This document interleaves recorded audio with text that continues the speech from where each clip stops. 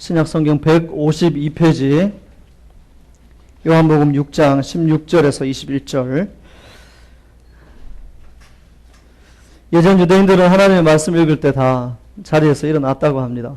이게 하나님의 말씀을 듣는 경건한 어떤 태도의 표현이다 이런 생각을 하는데, 우리가 뭐 일어나서 이 말씀을 읽지는 않는다 할지라도 오늘은 처음부터 끝까지 이것이 하나님의 말씀이구나 생각하시고 같이 읽어보면 좋을 것 같습니다. 같이 읽겠습니다.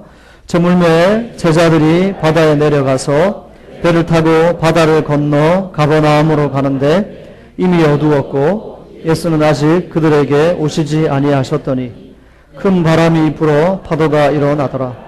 제자들이 노를 저 12월쯤 가다가 예수께서 바다 위로 걸어 배에 가까이 오심을 보고 두려워하거늘 이르시되 너니 두려워하지 말라 하신대 이에 기뻐서 배로 영접하니 배는 곧 그들이 가려던 땅에 이르렀더라.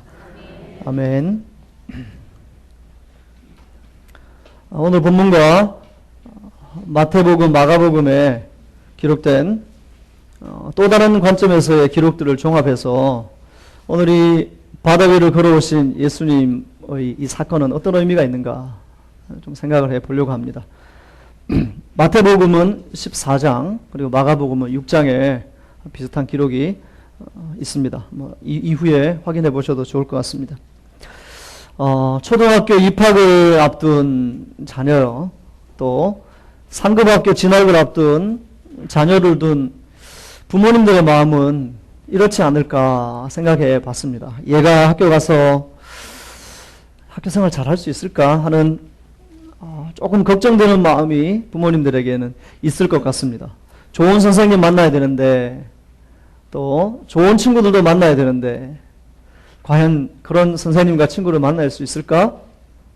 이런 인간적인 염려가 부모들에게는 있는 것 같습니다. 또 하나, 학교 가면 혹시 나쁜 아이들이 괴롭히지는 않을까? 또는 상급생들이 우리 애를 좀 안 좋게 대하지는 않을까? 이런 염려가 있는 것도 사실입니다. 모든 부모의 공통된 마음이라 생각합니다. 굳이 하나 더 들자면 학교를 오갈 때 등하굣길에 혹시 안 좋은 사람 만나면 안 되는데, 또 혹시 요즘 차가 또 너무 빠르게 달리니까 이 또 안 좋은 일들이, 이런 사건 사고들이 생기면 안 되는데, 이런 마음의 부담이 있습니다. 그렇다고 해서 부모가 아이를 학교에 안 보내겠다 결정하지는 또 않습니다. 물론 특별한 철학이 있는 분들이 대안학교나 홈스쿨링을 하긴 합니다만, 대부분의 부모님들은 마음의 그런 염려와 부담과 또 걱정이 있음에도 불구하고 자녀들을 학교에 보내게 됩니다. 보내면서 어떤 마음일까요? 우리 애가 학교 가서 좋은 거 배울 수 있을 것이다. 이런 기대감이 훨씬 더 큰 겁니다. 그리고 혹시 불편한 일이 생겨도 우리 아이는 잘 이겨낼 수 있을 거야. 이런 믿음.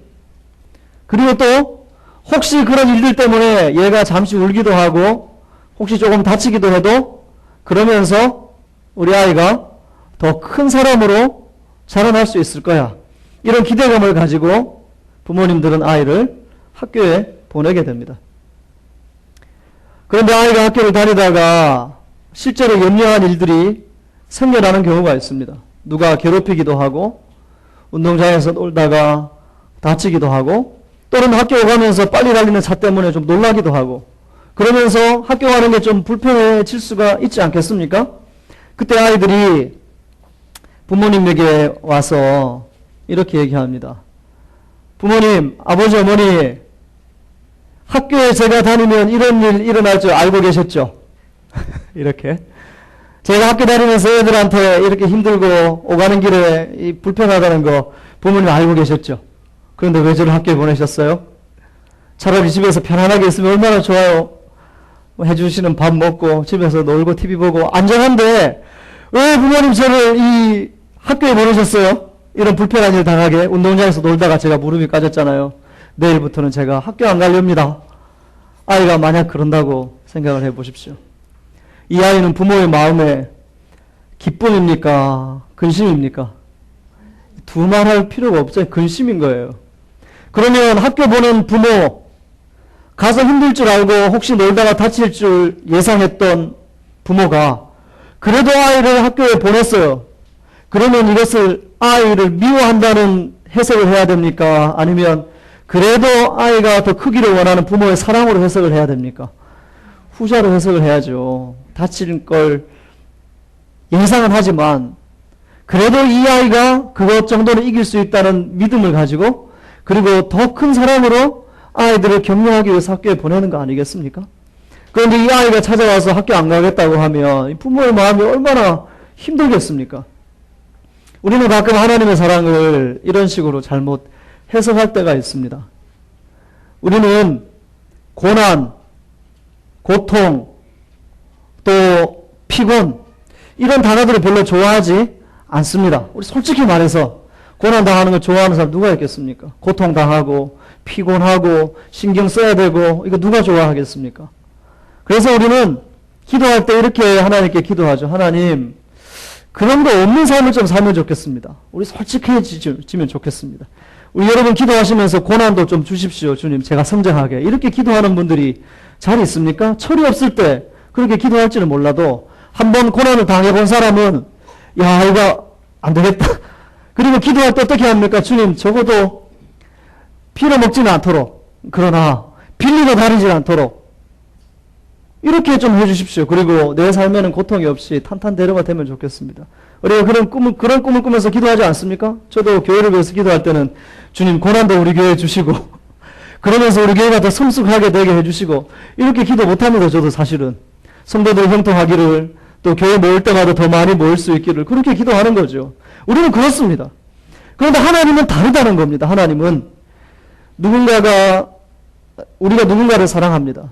그런데 누군가를 사랑할 때 그 사람을 불편하게 하는 모든 요소들을 제거해 주는 것이 사랑이 아닙니다. 오히려 그 불편한 요소들을 이길 수 있도록 격려하는 것이 사랑이죠. 그런데 우리는 착각을 합니다. 하나님의 사랑은 내 삶에 일어나는 모든 불편한 문제들을 미리 사전에 다 제거해 주실 거예요. 왜냐하면 그분은 전지하시니까, 미리 아시니까, 그리고 그분은 전능하시니까 이렇게 착각을 합니다. 그런데 우리를 향한 하나님의 사랑은 아이를 학교에 보내는 그 심정입니다. 많은 어려운 일들이 있을 걸 압니다.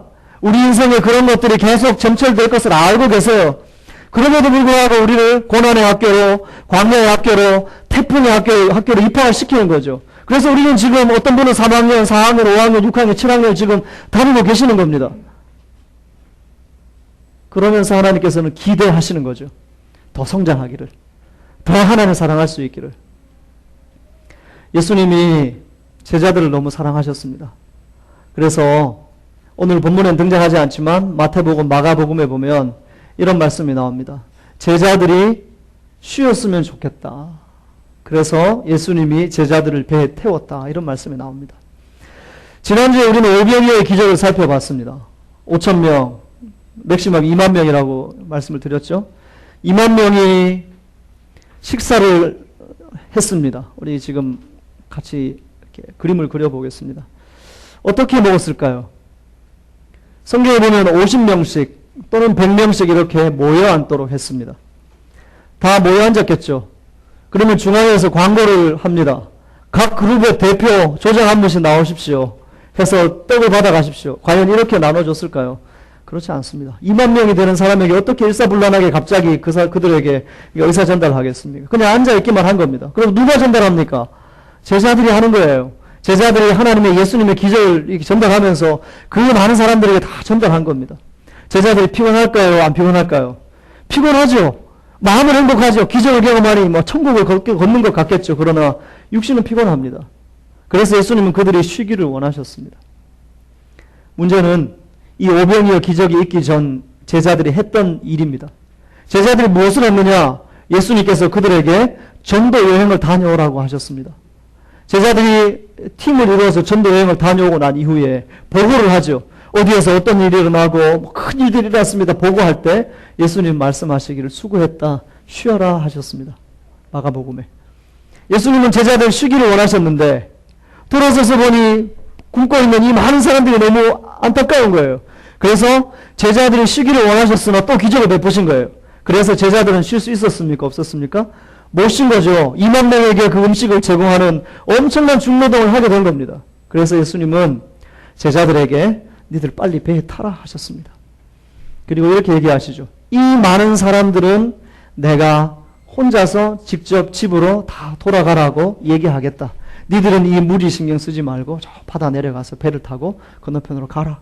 가는 동안 좀 쉬면 좋겠다. 예수님께서 그렇게 말씀하신 겁니다. 저는 이 부분을 보면서 주님이 우리에게 이런 쉼을 끊임없이 공급해 주시면 좋겠다는 소망이 생겼습니다. 여기 앉아 계신 분들 중에 오늘 시간이 남아 돌아서 나오신 분들 별로 없으시리라 생각합니다.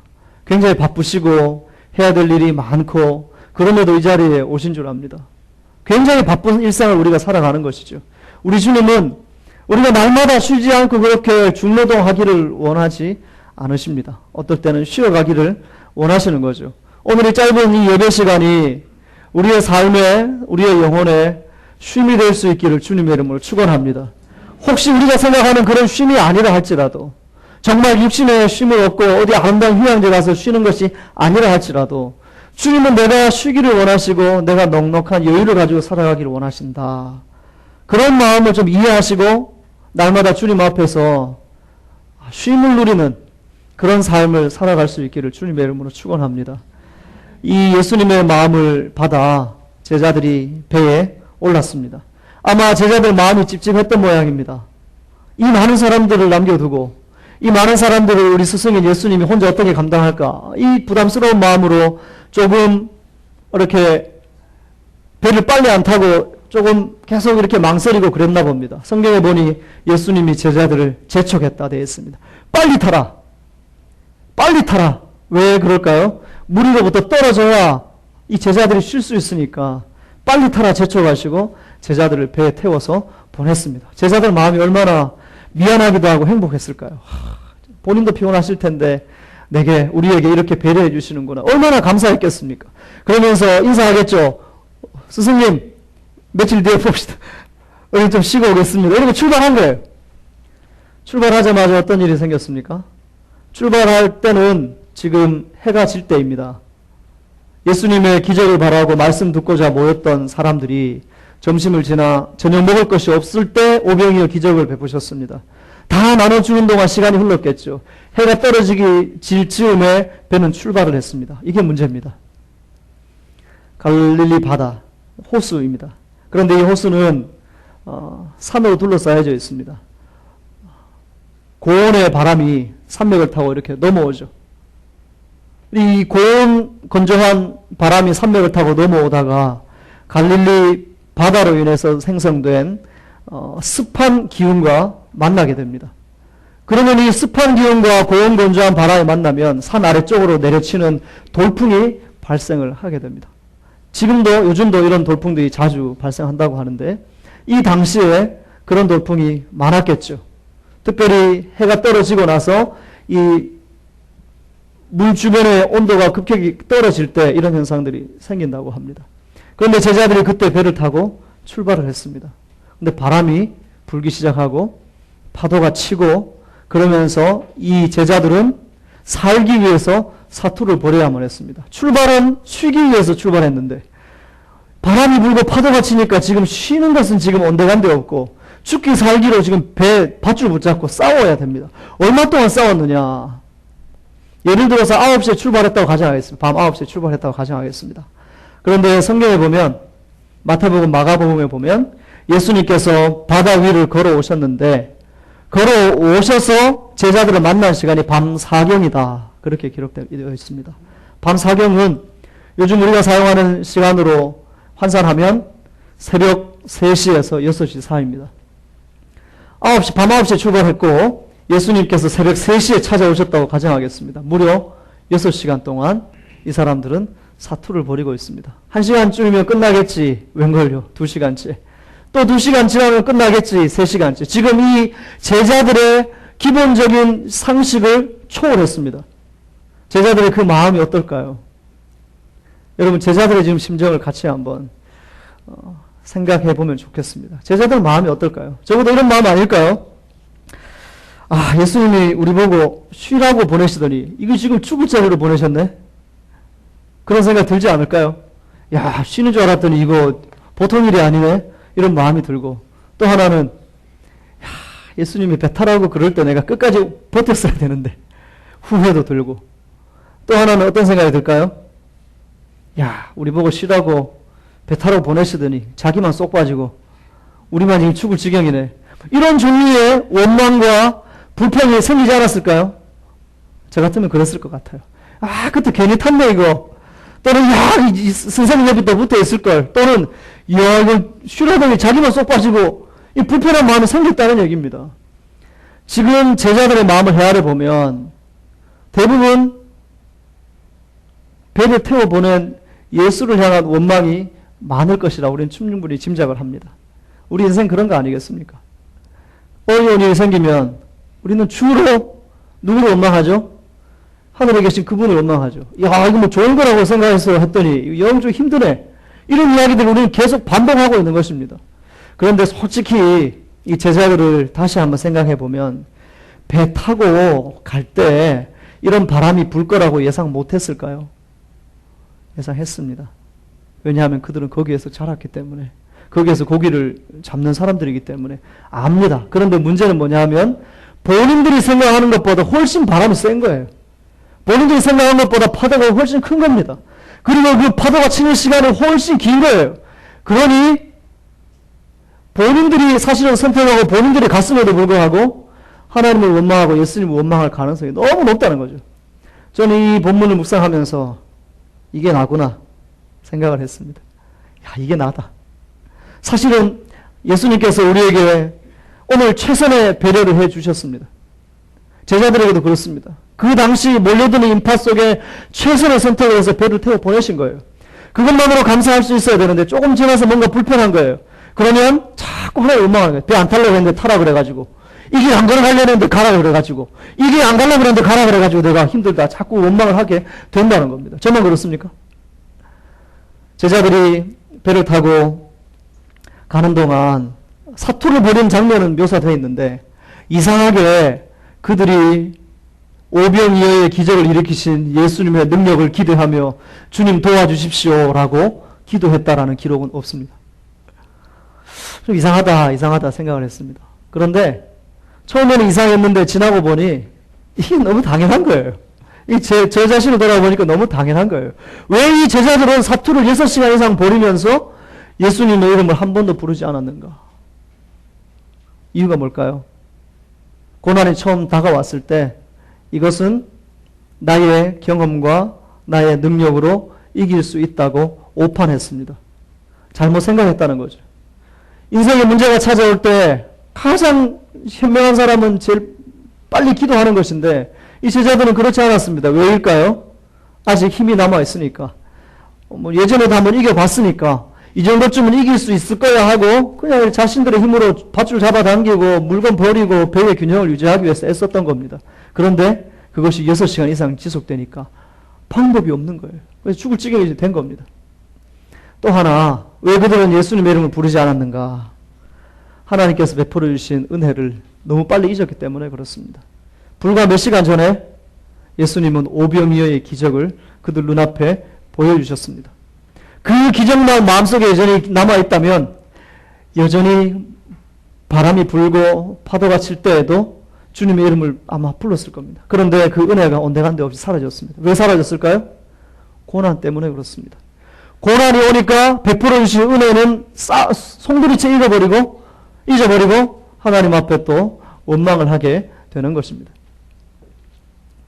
어제 청년들하고 잠깐 얘기를 할 기회가 있었습니다. 특히 뭐 찬양팀과 관련된 얘기를 점심 식사하면서 짧게 했는데 이런 얘기를 했습니다. 요즘 청년들 찬양 잘한다 뭐 이런 얘기도 하고, 또 그런데 어떤 청년은 또 목소리가 좀 특별하기도 하고 그러면서 주변 사람들이 목소리가 특별하다고 얘기도 하고 그래서 좀 마음이 편안하지 않는 것 같다 이런 얘기를 했습니다. 그러면서 이제 또 다른 이야기가 나왔습니다. 그건 이게 찬양팀이 앞에서 하면 본인들이 볼륨 조절을 못하니까 저 뒤에서 누군가가 볼륨을 조절해주면 되는데 우리 교회는 그 볼륨 조절할 사람이 없다. 이것을 우리는 엔지니어다 이렇게 얘기를 합니다. 누구 소리가 크면 줄여주고 하울링이 생기면 또 조정해주고 이런 분들인데 우리 교회는 그런 분들이 없어서 아쉽다 이런 얘기가 서로서로 주고받았습니다. 그런데 여러분 불과 2년 전만 해도 우리에게는 사실 아무것도 없었어요.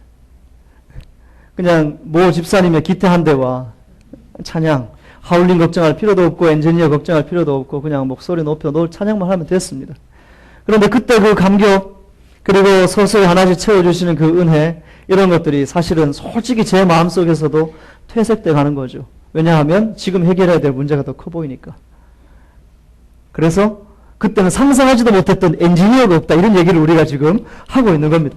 물론 과거를 생각하면서 발전하지 말라는 얘기는 아니지만 이 배에서 풍랑을 만난 제자들처럼 우리는 너무 빨리 하나님의 은혜를 잊어버린다는 겁니다.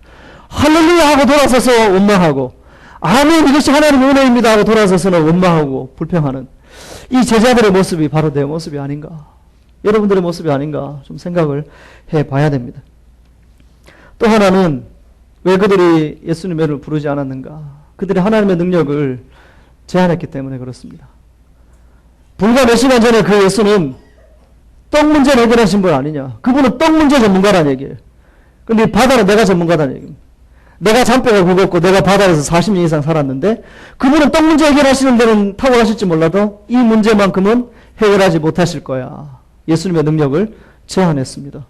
그리고 그는 목수 아니냐? 배를 만드는 데는 탁월할지 몰라도 파도를 이겨내는 일에는 탁월하지 않다. 착각한 겁니다. 그리고 또 하나 생각을 하죠. 여러분 지금 그 그림만 막 그려놓으셨죠. 배를 타고 가고 있고 바람이 불고 막 이 뒤집히고 막 자꾸 이런 거 하셨죠. 이제 사운드를 켜셔야 합니다. 사운드를 켜보십시오. 어떤 소리가 들립니까? 바람 소리가 들리십니까? 그리고 파도 소리는 들리십니까? 그들은 생각합니다. 저 멀리 있는 예수는 내가 불러도 못 들을 거야. 내가 이렇게 힘들고 어려운 문제를 주님 앞에 얘기해도 소용없고 얘기해도 주님이 못 들으실 거야. 그렇게 스스로 생각한 겁니다. 그래서 어떻게 된 것이죠? 예수님의 이름을 부르지 않습니다. 죽을 지경이 돼도. 예수님은 그것을 어쩌면 기다리고 계셨는지도 모르겠습니다. 바람이 분지 6시간 동안 예수님은 뭘 하셨을까요?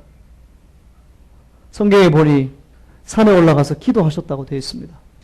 그런데 예수님이 기도하다 바람이 심상치 않아 보니 제자들이 죽을 지경으로 사투를 벌이고 있더라. 이렇게 그것을 보았다 마가복음에 기록하고 있습니다.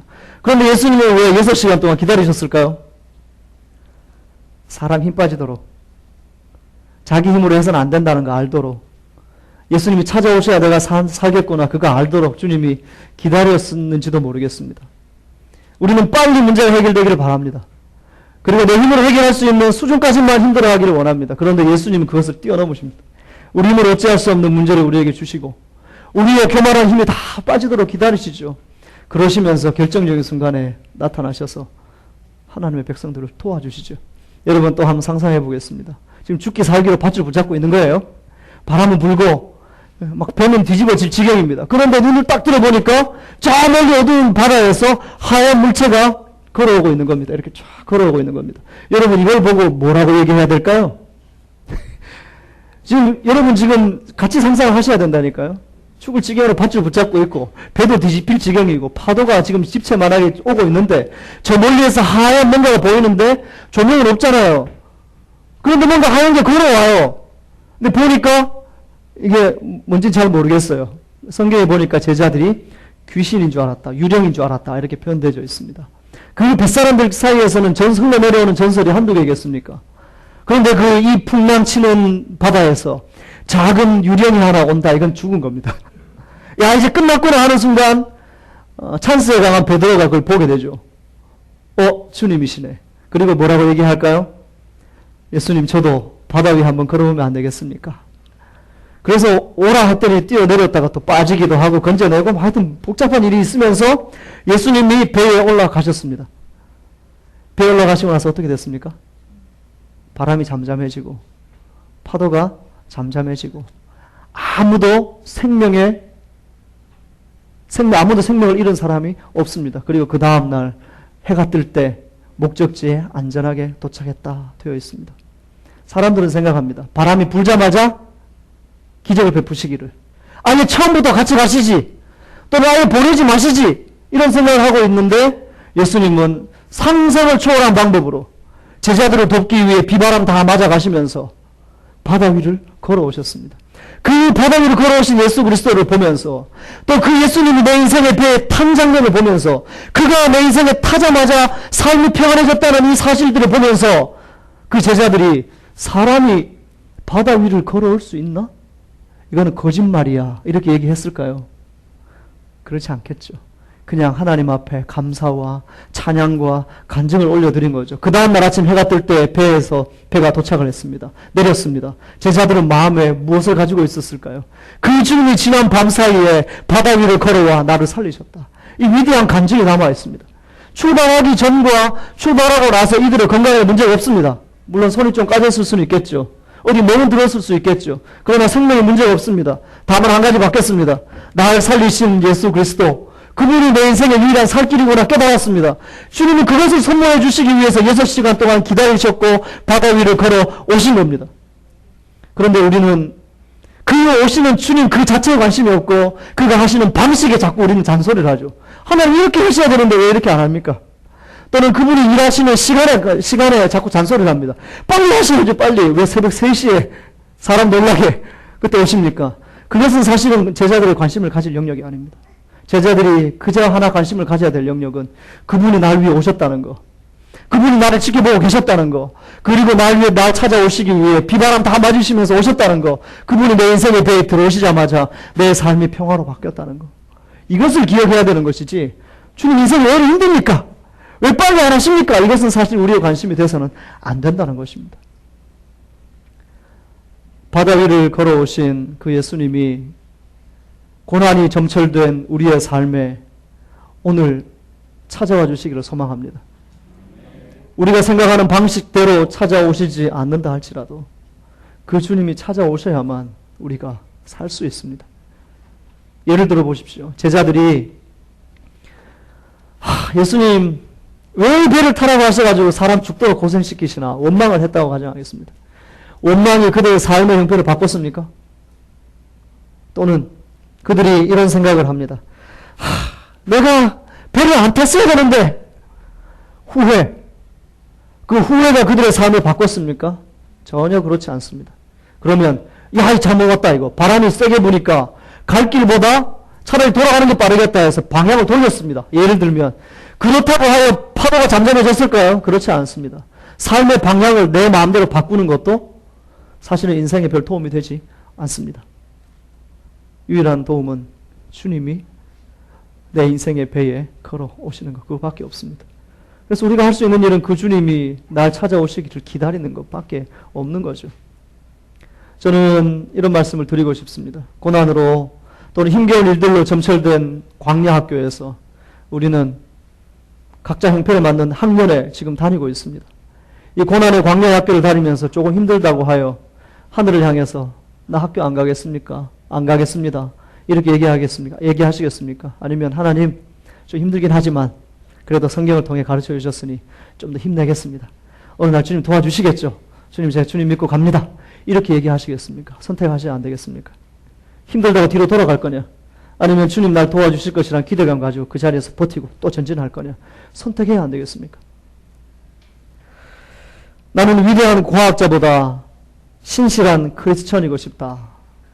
이 책을 쓴 정근모 박사님이 계십니다. 이분 천재입니다. 들어보셨죠? 천재입니다. 경기중학교 수석으로 입학하고 경기고등학교 수석으로 입학하고 경기고등학교 3년 과정이잖아요. 4개월 만에 마친 천재입니다. 4개월 만에 마치고 서울대학에 차석으로 입학을 했습니다. 24살에 플로리다 대학에 가서 대학 교수가 됩니다. 최연소. 그래서 그의 별명은 꼬마 교수, 1등 인생, 명품 인생, 그 인생이었습니다. 24살에 유명한 대학의 교수가 되고 1등 인생이라고 별명이 따라붙는 멋있는 인생을 살아가던 어느 날 고난을 만나게 됩니다. 제자들이 만났던 풍랑을 만나게 되죠. 자신의 아들이 신부전증에 걸립니다. 방법이 없습니다. 고통받고 있는 아들을 눈에 바로 앞에 두고 있는데 명품 인생이 아무런 도움을 주지 않습니다. 서울대 차석 입학한 거, 고등학교 3년 과정을 4개월 만에 끝낸 거, 최연소 대학 교수 된 거, 사람들에게 명품 인생이다, 1등 인생이다 칭찬받는 것이 아무런 도움을 주지 못하는 거예요. 자신이 가장 사랑하는 아들에게 아무런 도움을 주지 못한다는 사실을 깨닫습니다. 그리고 결국 자신의 신장을 떼서 아들에게 주게 되죠. 그러면서 이런 이야기를 하게 됩니다. 아들의 질병으로 인한 애통함이 없었더라면 제가 하나님 앞으로 나오는 일은 없었을 것입니다. 이거 제 신앙 고백입니다. 그분의 신앙 고백이기도 하고. 여러분 어떠십니까? 인생에 고난이 없었다면 여러분 지금 이 자리에 앉아 계실까요? 전 아마 딴 데 가 있을 것 같아요. 축구하러 갔거나 뭐 수영하러 갔거나 뭐 등산하러 갔거나 사람 만나러 갔거나 어디 가 있겠죠. 고난은 우리를 침몰시키지 못합니다. 주님이 우리를 지켜주시기 때문이죠. 그 주님이 우리와 함께 하시면 고난을 거뜬히 이기고 영적으로 성장할 수 있게 되는 것입니다. 사랑하는 성도 여러분, 고난 가운데 좌절하거나 후회하거나 돌아가거나 원망하지 마시고 비바람 맞아가시면서 나를 찾아오시는 그 주님, 내 인생의 배에 올라타시는 주님, 그리고 내 인생의 배를 직접 운행하시는 그 주님을 믿으시면서 고난 가운데도 거뜬하게 승리하는 여러분 될 수 있기를 주님의 이름으로 축원합니다.